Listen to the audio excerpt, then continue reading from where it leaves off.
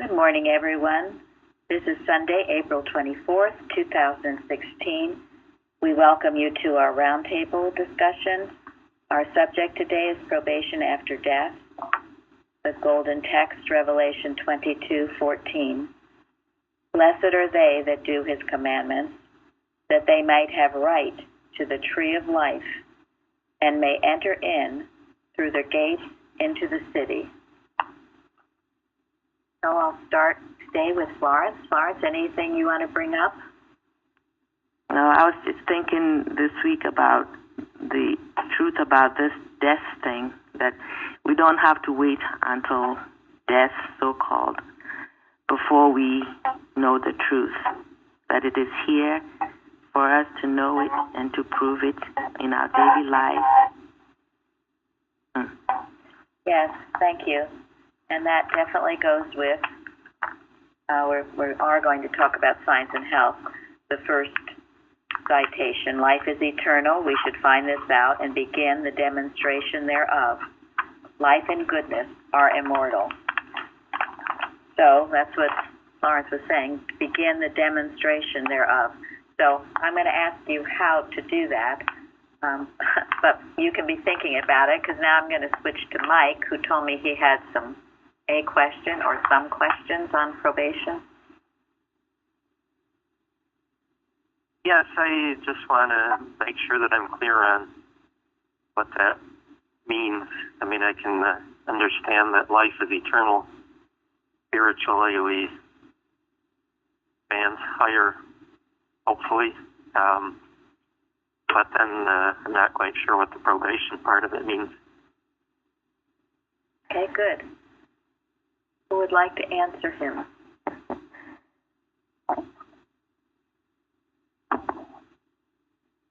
It's a very important point, and of course, I do not speak from experience because I haven't been there yet. You haven't been there yet.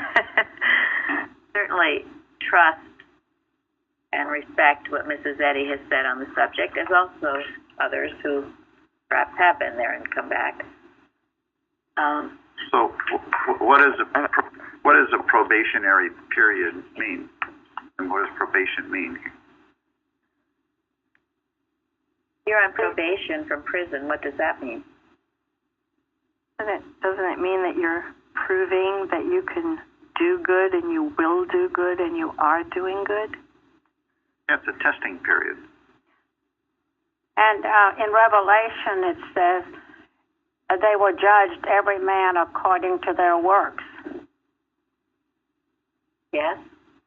To be written in the book of life, they had to prove by their works, by their good works, I presume.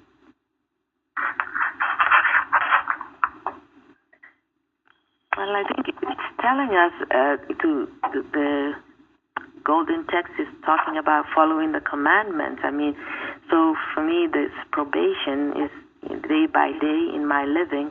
Am I living according to God's laws? Am I being conscious of the fact that it is this spiritual law that governs my life? Am I working to understand the truths that are in the Bible, in science and health, and so on? Yes. Mike, let me ask you a question. Do you ever feel like you're being tested? You're being to grow? All the time. I think that to clarify the question a little bit. The statement, probation after death. I mean, so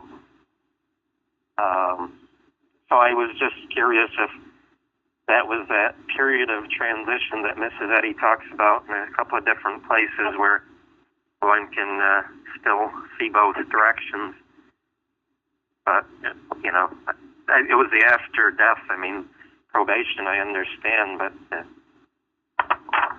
Typically it means that you're being judged for a certain amount of time, that God would judge you, and then the decision would be made whether you go to hell or to heaven.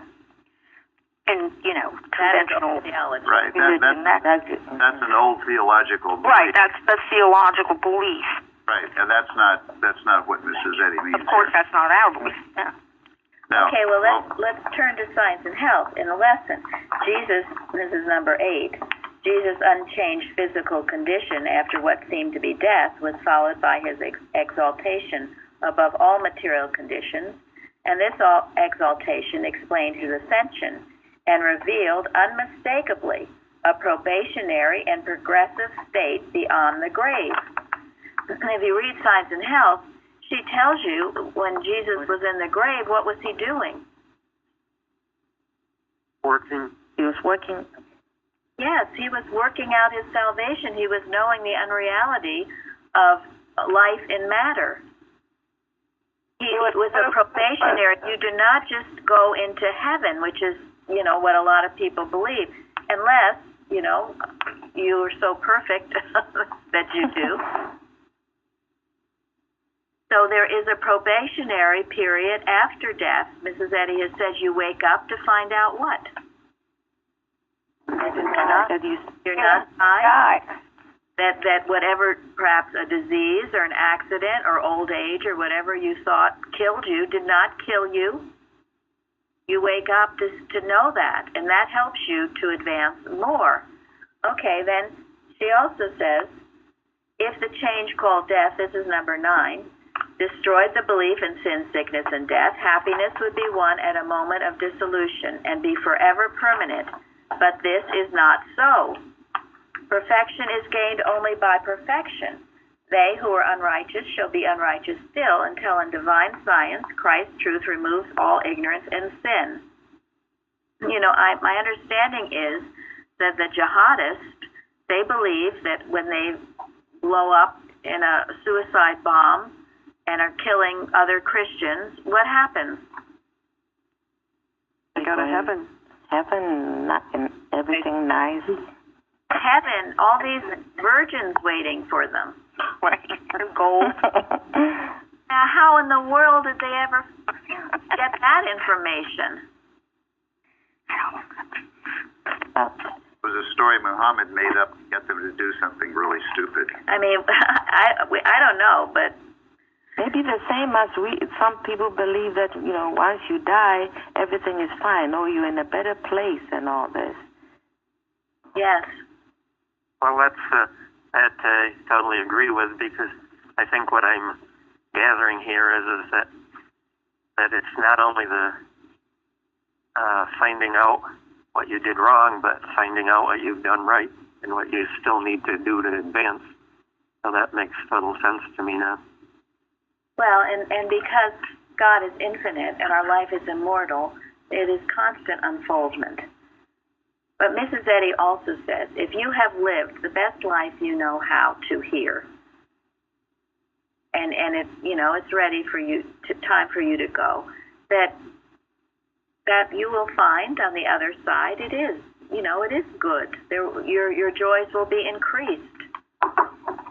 So I don't want anybody here thinking, no matter what happens, it's just going to be awful. No.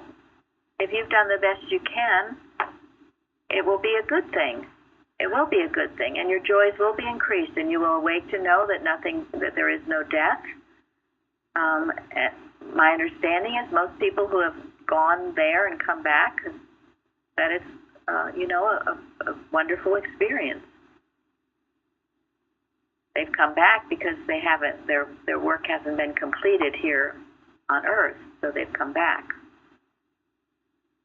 I don't know if Luann wants to speak to this. She could. I wasn't sure if how to explain it, but I did pass into another realm. I believe. I don't know. I left my body, if that's how you can understand it, and went up next to the ceiling and floating, but I wasn't a physical being. I was water, and I could see through myself, even though there was some structure there as far as water. But it was quite an experience, because now I know that there is no death. And that's a very important thing for me to know, because I was, back when that happened, I was all for death. I wanted to die. I wanted to leave this earth. And it just, there was no actual voice or anything, but I just knew that I had things to do here, and I had to stay. I was told through mental suggestion to go back, to come back. And I came back, and here I am, learning the lessons I need to learn before I go on further. Thank you. But I could see everything in the house. I was still in the house. Here. I didn't leave. I didn't go outside or into the air or anything. I was still within the house. And I could see and hear and smell everything, but colors were intense, beautiful, and there was no weight or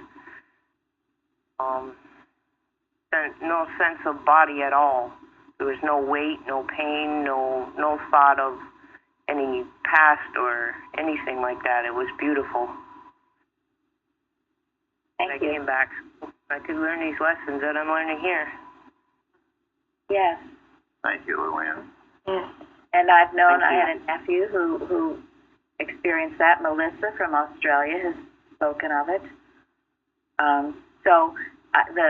As we've said, and I've said in a previous roundtable, to get into the sense that there is no death is very important. Mrs. Eddy says in citation 10, when it is learned that disease cannot destroy life. Okay, any of you think you're diseased and you're dying, understand this, okay? Disease cannot destroy life. It can't. It's a false belief. It has no claim over you. It's a bad dream. You might think it's killing you, and maybe it would seem to kill you, but you're going to wake up and find out, not true.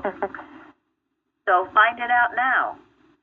Okay, learn that disease cannot destroy life, and that mortals are not saved from sin or sickness by death. Death isn't the answer. That's just what Luann said. People long for death because they think, things will be better. You're still going to have to learn this. And you will, and it's not tragic, but why not learn it here? And then this understanding will quicken into newness of life. It will master either a desire to die or a dread of the grave, and thus destroy the great fear that besets mortal existence. Those two things I want you to get rid of, either a desire to die or a dread of the grave. And as Luann said, understanding this, going to the other side and coming back and knowing there is no death, it changes you. So even though you haven't had that experience, that doesn't mean that you don't necessarily not have to have that understanding. You can have that understanding. Even the Bible talked about Jesus Christ when he was buried by his disciples. I can't tell exactly how Bible was, but what it means actually was that he actually did more work during that time. He wasn't physically present with them, and he actually did outside, because that was actually when he was able to demonstrate and conquered all the powers of the devil, according by the scripture, which means even though he wasn't physically present with them, his work didn't stop. He continued to do his work as he was doing when he was with them. And that proves that even death cannot stop us from doing what God wants us to do, because that's not death. So continue to pray. What's helpful to me in all of this is that to realize, Earth is like a schoolhouse. We're here, we learn as much as we can, we grow as much as we can, or as much as we want to. And this so-called experience of death doesn't change anything for us individually. You wake up realizing, in effect, that nothing has changed. You may not be with the people that you used to be with, but you're still alive. Mentally, you're the same person. And going forward, you still have whatever lessons to learn that you haven't learned yet. That's what it means to me. And remember, a week or so ago, a couple of weeks ago, we read that there is no death, that was written by a student of Eustace, which, a woman, if you recall, her husband passed on and came back, and he told her not to fear. He'd seen her mother and their friends, and that it was a very comforting article. So we should walk this life not in fear or dread of death, or not yearning for it. We're going to read again later in questions and answers the question on on 52. If this life is a dream and not dispelled but only changed by death, if one gets tired of it, why not commit suicide? I think we've read that before, but we're going to go over it again so you can find that page and be ready to read it later. Because this idea of suicide is something that has to be totally ripped apart. If you commit suicide, you're going to wake up and find you've got a lot to learn, and better to learn it here. And what is this jihadist going to find out? They're in hell. They're in hell. She says, the suppositions, Mrs. Eddy says, that sin is pardoned while unforsaken, that happiness can be genuine in the midst of sin, that so-called death of the body frees from sin, and that God's pardon is aught but the destruction of sin, these are grave mistakes. Grave mistakes. And whoever spreads those wicked lies that makes jihadists think that if by killing others and killing themselves they're going to wake into paradise, all of this has to be destroyed. Not going to be a pretty picture. So I want everyone to know that clearly. What a lie to spread. And what does Mrs. Eddy say about heaven or hell? What are they? There are no locations, really. Right. Yeah. State of consciousness. This is state of mind. They're states of thought that you entertain and you make for yourself. I can remember feeling like I was in hell. And I was here on this earth. It felt like hell. And I also know what it's like to be in heaven. Go ahead. No, I'm going to say the same thing. If earth is like the opposite view of heaven, then we can have heaven right here too, which if we are working and doing what we're supposed to do, you can feel it. I felt it. I felt the other way too, when I thought, like many, I just really didn't want to be here because it was hell. It felt like that. So it does. It's the same that I felt when I'd wake up in the morning before I came to Plainfield. I couldn't bear to see the day come. Yeah. I could hardly stand it. And after I came and understood and came here, every day I wake up with joy. See, that's what a wonderful difference. And that's why if anyone's listening is thinking about suicide, don't. Live your life now the best you can. Work out your problems. You have all of God with you to work it out, and they can be worked out. Now, there are many forms of suicide. What do I mean by that?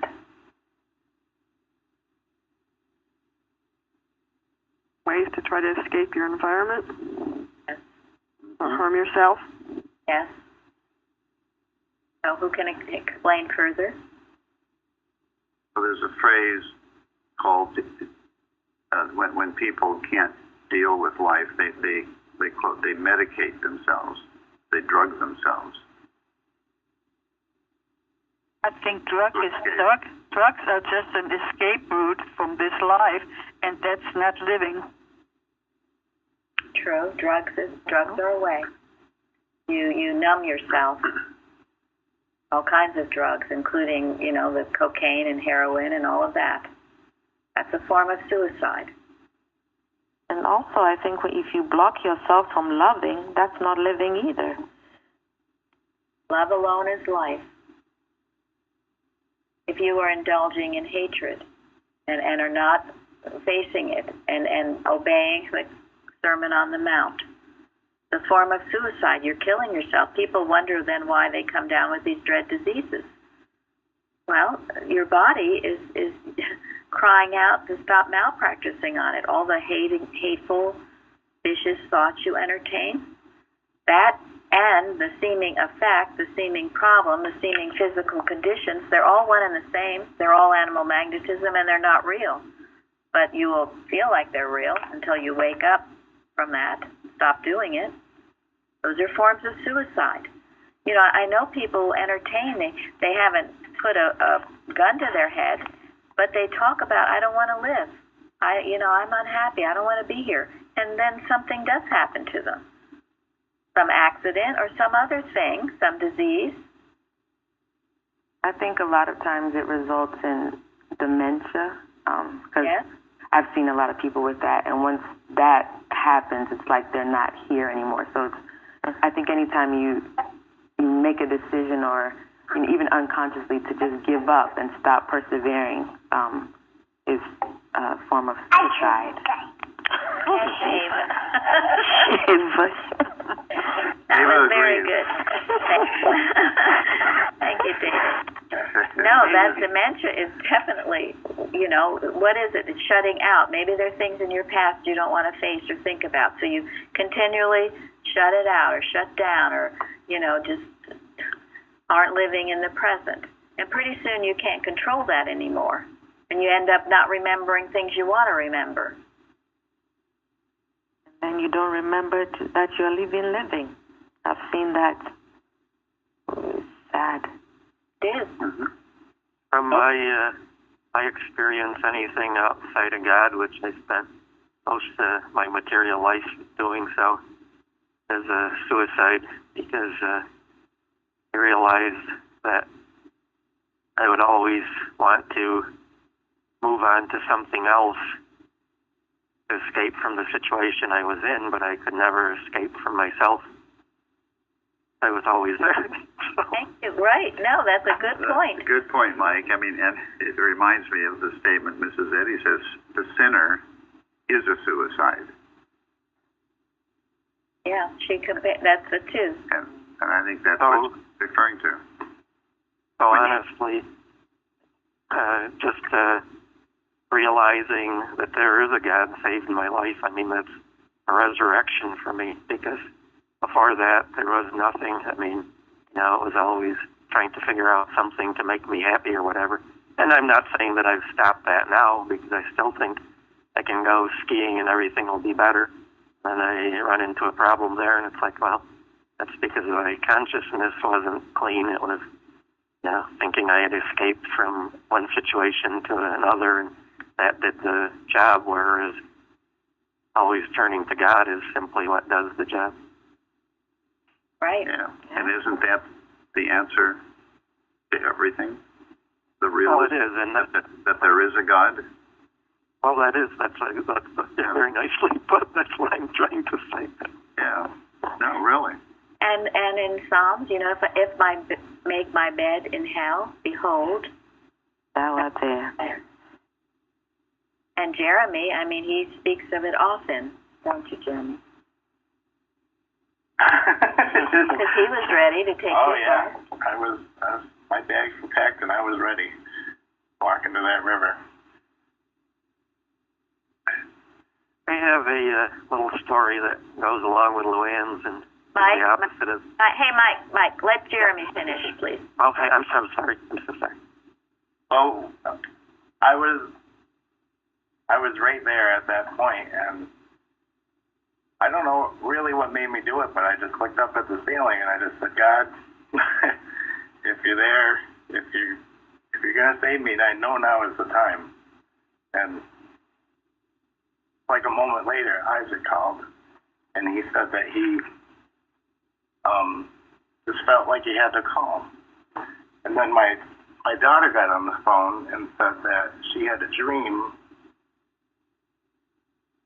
that I said I was leaving, and I wouldn't tell her where I was going. So it sort of, set me a little straight that day. But then I woke up the next morning feeling the same way. So I went through the same routine, got my bags packed, I was all ready to go. And I looked at the ceiling, I'm like, okay, God, now's the time. And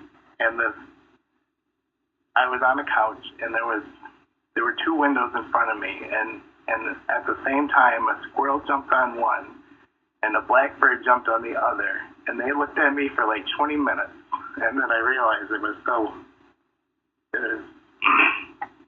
ridiculous, and then I laughed about it, because, how would that happen if it wasn't God saying, wake up? So, and then, I don't even know. 5 days later, I was here. Wow, thank God for that all the time. I wouldn't have known you. That was that great gulf, I think of that, between that old thinking and the new thinking. I couldn't see my way clear, but God could.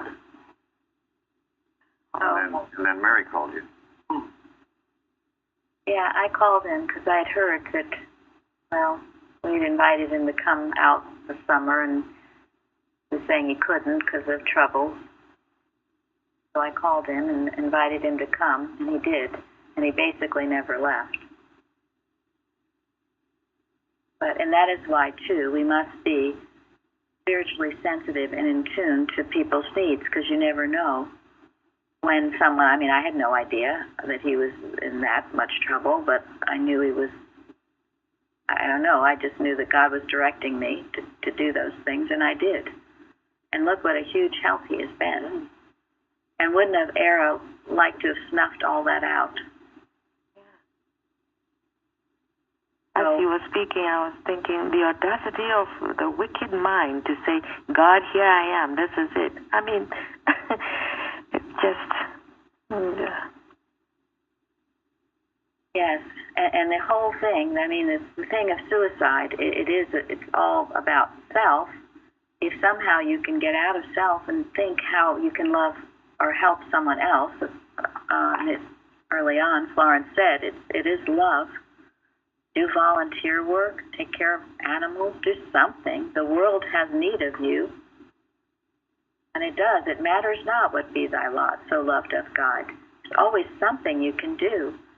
And there's always someone, usually, that is in more trouble than you are. And if you reach out to them, you will find tremendous release from this wicked thought that you want to leave this earth. It is a wicked thought. When your time is ready and you've done all you can here and it's time to move on, well, then that's fine. But only God can decide that. Only God can. When it's our time, because He is the one who decided to bring us here in the first place. I will let Him decide when it's time to go to the next experience. I would think, like you said, people have different experiences that lead them to suicide, but I always think suicide is when somebody reaches the threshold of selfishness. I agree. That's the threshold of it. Then they fall off the cliff, which is suicide. Because if you have something waking up in the morning, like Mary said, even if you don't have a job, but you wake up in the morning to help other people, volunteer, or help your neighbor, or whoever that may be, your children. Watch, pray. Yeah, pray. Come to church here and do some cleaning. If you have people that are looking forward to, it's almost impossible to have the thought of suicide. True. You're living love, so how can you, the other doesn't apply? Yes. We've learned here the opposite of depression is expression. And when you're depressed, then get out and do something. And people will argue. I mean, I've heard it. I've felt it perhaps myself. Oh, don't tell me that. I'm depressed. There are clinical reasons. I've got brain damage. I'm this, I'm that. And so you argue for that side. Okay, so take your drugs and lead that kind of life. But believe me, there's something more. If you would just open your thought to God. You are here for a purpose, and that purpose will bring great peace and joy. You just haven't found it yet, as in the case of Jeremy. He hadn't found it yet. But he had both his children tell him, and he had a squirrel and a crow tell him. Wow. And that had a practitioner call him. Yes, true. That can also be applied to other areas of like sickness. But, when somebody changes the thought of suicide, he finds out that God has need of him. The world has need of him. Like in the story of Hezekiah in the Bible, he wasn't suicide, but his was the experience called death. But at that time, he refused to accept it as the truth because he thinks he has so much good to do. I mean, he thinks he's not done yet. And that thinking also brought him back to life. When somebody's having thoughts of suicide, I haven't had thought of suicide, but I have had thoughts of, could this be it? But something always remind me, like, this cannot be it. Because God still has so much good that I can do. And I'm very convinced with that it's true that I still have so much good to do that there's no way it could be it. And that saved me from a lot of trouble situations, even like sickness, or if you find yourself getting so much sick that you think, oh, this could be it. No, just change that thought that this is not it, because God still have good. Exactly. Yes. Rise up out of that sick bed. Again, the depressed thought, and I know times I've been sick. Sometimes I've wanted to be sick because I didn't want to go to work. I didn't want to do something. I just had it. It's nice just to lie in bed and be sick. But then that didn't work very well because pretty soon I was feeling pretty terrible. And I was having trouble getting out of bed. So that kind of backfired on me.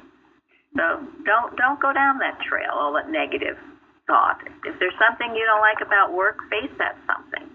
Something you don't like about your wife or husband or situation, face it. Don't try to avoid it, because that path is not a pretty one. It'll take you to a place you don't want to go. But all of those are ways of slow suicide. You're killing yourself with those killing thoughts, which, as we said before, those thoughts are not your thoughts. I corrected a testimony on Wednesday about the temptations. The person said that Jesus thought had those. Jesus thought. Yeah, that it was Jesus' thoughts, the temptations. It was not Jesus' thought. It was animal magnetism, perhaps posing as Jesus' thought. All these things, these negative, wicked suggestions, are never your thought. They are animal magnetism posing as your thought. And that way you have the right to kick them out and find your true life in God. And today's calendar quote. And coincidentally, no coincidence, today's calendar statement says just that. And a quote, Bicknell Young. Never admit that evil has any power or intelligence. Never, never let it become your thought, and you will be happy, sinless, and useful. Bicknell Young. What useful? Yeah. Mrs. Evans was relentless, and I I say this with compassion. I had 2 suicides in my family before I was born, but nonetheless, they had a devastating effect on my mother. But at times, too, you'll hear people saying they're going to commit suicide. You know, if you make them do something, you have children. You know, I don't want to, well, I'm going to kill myself. You've got to separate that error from the person. If you let that error control you and you get where you're dancing around someone who's always claiming they're going to commit suicide, it's not good because you're enabling that kind of behavior, if you understand what I'm saying. So I used to sometimes just, oh my gosh, when I'd see Mrs. Evans come after that. If anyone ever said, I'm going to kill myself, she would say, go ahead. She just slammed it back. And I was like, holy moly. And of course the person never did. She said if you're going to talk about it, usually you're not going to do it. It's people that don't talk about it that do it. So I'm just bringing that up to let you know that it can be a huge form of manipulation, and make sure you are aware of that and don't let it sort of manipulate you, yes, to boss you around. And that doesn't mean we don't have compassion for that state of thought.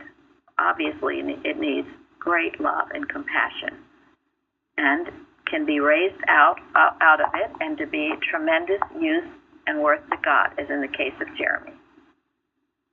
Anybody else? And Mike, any other questions or comments? Or No, that was excellent. What I wanted to say was that when I rudely interrupted, my mother had known this individual in Germany before World War II, and that's how we ended up in this part of the world. But anyways, he was, this guy was, in spite of the war, going back to fight for the U.S. Army in Germany, etc. He absolutely loved people. And we had a discussion one time, and he didn't believe in God. He said that was just something that man created to make himself feel better. But when he'd been on dialysis for a couple of years and things were looking towards the end, I went to visit him, and he was sleeping, and I just sat and prayed and minded my own business. And then somebody came in and roused him, and I'll never forget this. He said, he was so indignant. He said, I was dying and you woke me up. And I tried to tell that to my sister, and she just shut me off, so I just dropped the subject. But I knew from Christian Science and Mrs. Eddy's teachings that, he must have been in that transition stage and looking back and forth. And so it was just very nice to hear Luann's and Jeremy's stories, and thank you so much. You're welcome, because he was going through a form of suicide himself. he was. And I believe it was Big Nell Young saying that thought is never from God, that you want to die. It just isn't. God is a God of life. I had someone, I was trying to think as you were telling that story recently, someone working in my home just started pouring his soul out to me because he had that same experience with his wife seeming to want to die. And he kept saving her, and she kept telling her to leave him alone. And it was a horrible situation for him. But the truth is, she did eventually go and left him desolate. So this is the thing. If you're going to think about that, think about what you're leaving, what that does to the people behind. I saw what it did to my mother and members of her family that had to deal with why, what, who, when that kind of thing happens. So God is a God of life, and we live because of him. And that life is everlasting, and it's joyful and peaceful and wonderful. That's what God gives. And if you're not experiencing that, then you can. And don't ever give up on yourself, because God doesn't. So there's a way out. Anyone else? I think in my case that's what the purpose of that little venture was, that God was showing me that for one thing, is there is no death, and that I think that was set to just kill that desire, the desire for suicide, the desire, because then once it happened, I knew, and there was no more desire. Yes, that's right. There's no more desire. And what that did was it freed you to begin the demonstration of eternal life. Which is originally, my original question. Read that sentence again, and we'll talk about that. Yeah. So that gets us back to Mary's original question. First citation in Science and Health. Life is eternal. We should find this out and begin the demonstration thereof. Life and goodness are immortal. So how do you begin the demonstration thereof? Your daily life. That you're immortal and there is no death. How do you do that? You have the day before you.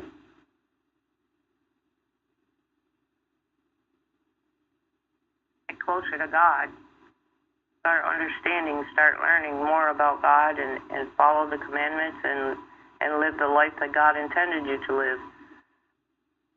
Thank you. And Luann certainly is. Everything in her life has been turned around. Everything. She couldn't understand. She kept trying to kill herself and it never worked. That's because God had a good plan for her. And if anyone had reason to, I would say she probably did. But she was a fighter. And now she's been such a blessing to this church and to others. That healing, physical healings, healings with the person she lives with. She just built her own shop, pottery shop. She's going to give pottery lessons. We'll all go up there and take pottery lessons from Luann. Come on up. Come on up.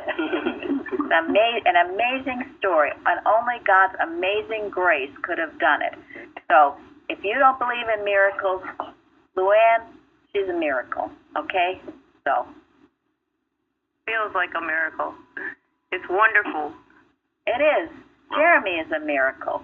We've got walking miracles around here. Many of you are miracles. And yet, Era would say, oh, well, it just would have happened, or this or that. No, it wouldn't just have happened, no. No. Every life that brings joy to the world is a miracle. I mean, it's not unnatural. It is divinely natural.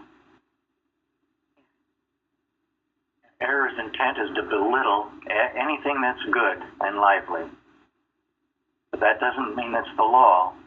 It's the law of God that rules here. Because of God's law, which is good and life, everyone here is useful. There's nothing more satisfying than being useful. Something to be thankful to God for. And then once you find this life, someone else was telling me they want to live forever, and I said, well, good, because you will. Well, you are living forever. You will. Yes, you are living forever, because that life is so full of joy. You just are so happy, and your body responds. Your body is healthy. Everything about your life, you discover heaven on earth. And it doesn't put you to sleep. We're not talking about this sleepy God good, human good that isn't. This is radiating and palpable and wonderful. Presence and power of God with you. And you never lose a zest for life. And you know, I look at people who are active and useful. It's like they never stop searching for the truth. They never stop wanting to learn more about God, more about life, more about whatever God has for them. They never retire. And they're interested in people. They love people. They have a lively interest in everyone. They love all people. Little children, everyone, everywhere, all races, creeds, they just have a love. It's a love of God shining through. I always think, so it's all about discovering of our real self. When somebody discovers the purpose of God putting us here, the thought of suicide or the thought of dying, even if when you are sick, it disappears because people die or people commit suicide because they haven't discovered why they are here in the first place. When you think you are here to achieve all the great worldly success, and when you fail to do so, the thought of suicide comes in. Because that's not why you are here in the first place. We are here, God put us here to be a reflection of Him. Loving each other, I always think it's the best work ever. And when you do that, it's hard to have the thought of dying. When you are sick, it's almost impossible not to come out of that sick bed. And you know that God has purpose for you to help and bless everyone. Yes, you see it with a little child when they're sick. Most normal little children, they don't want to be sick, and they're not sick for very long because they want to get up and play, even though their mother's trying to maybe keep them in bed. They want it. It's natural. They don't want to be there. It's natural. They get up. They want to play. They want to go out with their friends. They want to, and so it is with us. The spirit rising up, the recuperative action of truth, just rising up in you and healing, and that other just goes away like a bad dream. So it's important, that we pray and we keep everyone in our prayers, and those who haven't found this true sense of life, to wrap them up in God's love and know they can and will find it and find their purpose in loving each other. Everyone has a purpose. None of us were here just to party. Party or be miserable or whatever. We're here for a grand purpose. And so, if you know of anyone, all these young people on heroin and others, they haven't found their purpose. And this is why the importance of teaching them about God and letting them fulfill their divine purpose. So important. Each have it.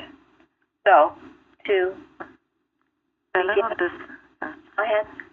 No, it's disheartening when you hear young people say, "Oh, I'm bored. I'm so bored." Bored of what? Bored. And parents that have just given their children so much and they haven't had to work for anything or earn anything, then they get bored. That's why it's important not to do that. People need to work and earn what they get, and then they're grateful for it. Gratitude is riches. Complaint is poverty, as the hymn says. We live in a world of great materiality, and that's why we must be wise as to how much we give our children, whether you can afford to or not. Why some of the happiest children I've seen have the least.